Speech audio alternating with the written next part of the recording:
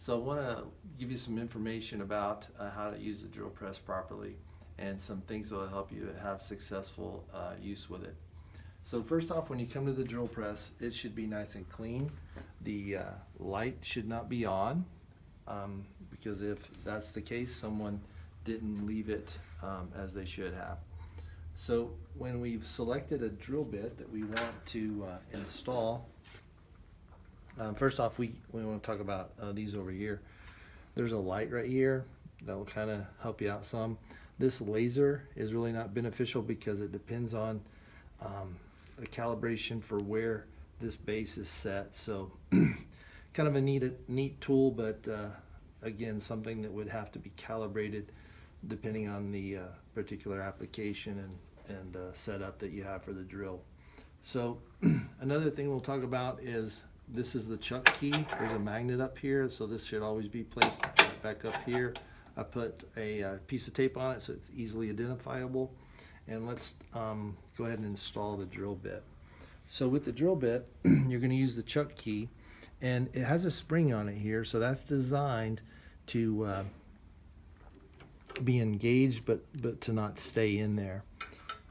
For this to go in there properly, I'm going to show you how it goes in there properly first. Usually you can just use your fingers like I'm using here.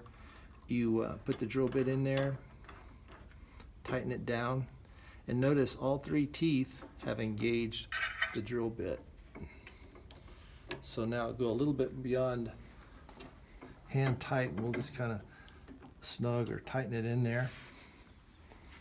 And now we can do this kind of a practice run, and I'm just wanting you to see the drill as far as if it's setting in the chuck correctly.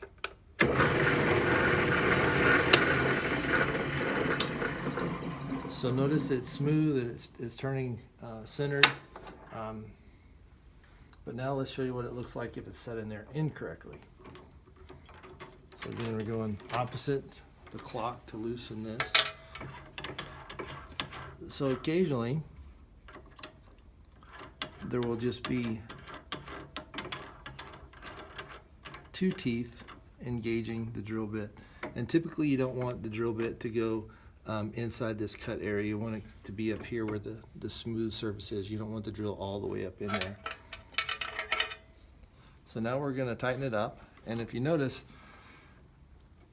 it wasn't engaged in all three teeth. You think that would be obvious, but sometimes, depending on your perspective, it looks kind of like it's set in there straight. So we're going to turn it on just to see what it will look like, to let you know that, hey, something's not right.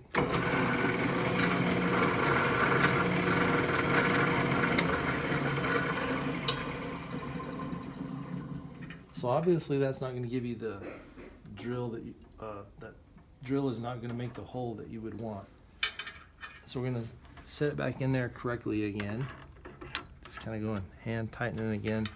And just to get down here and visually look at it is the best way to see if you got it on right.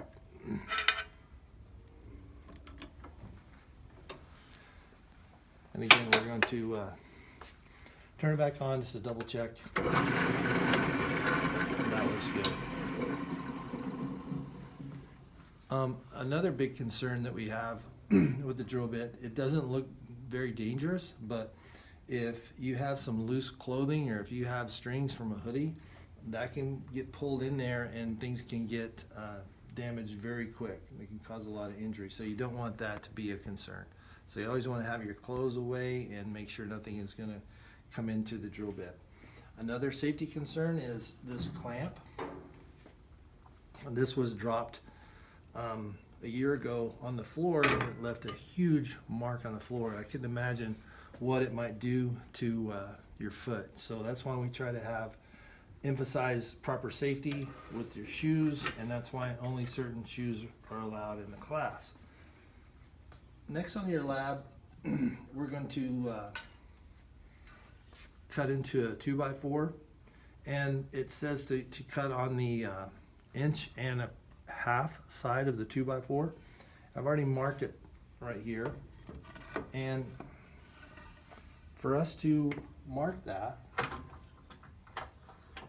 if you'll notice, there's a little space here between the wood. And let's say that I was going to measure something. If I'm going to measure something with a ruler, I'm going to start at the 0 point and go from there, right?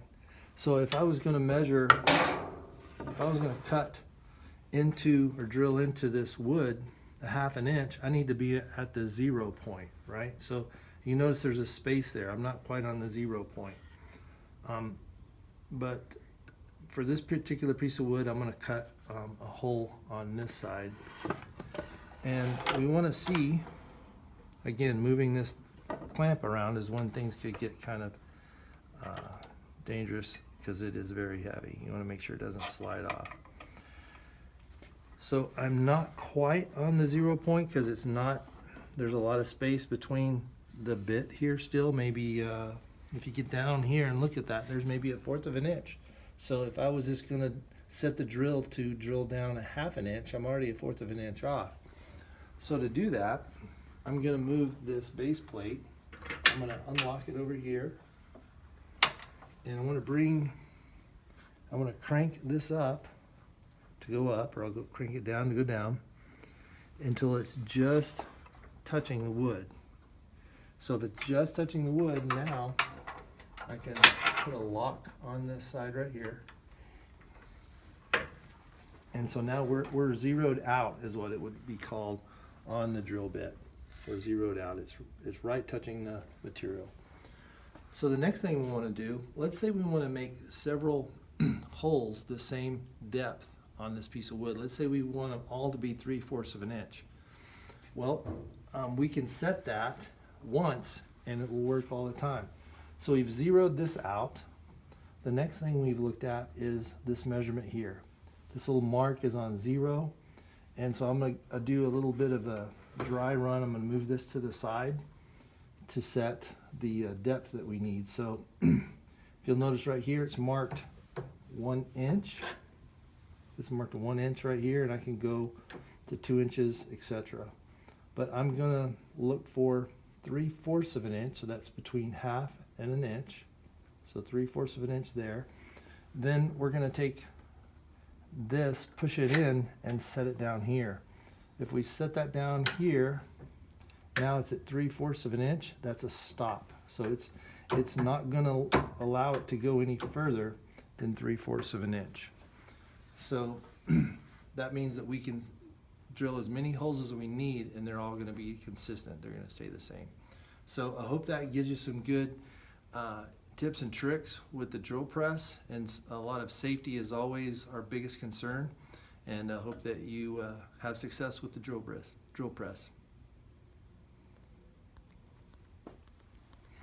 All right, thanks, man.